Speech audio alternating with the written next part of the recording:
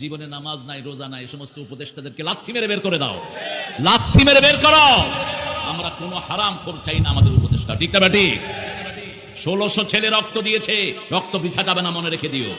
রক্ত কথা বলে, জমিন যার, রক্ত ঝরবে যার, জমিন হয়ে যায় তার।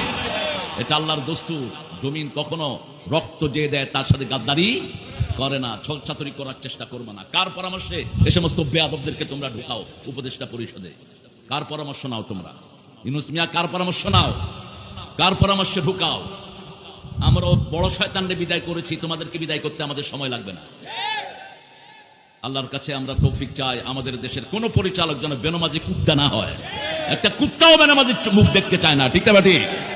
পৃথিবীর সবচেয়ে নিকৃষ্ট কারা?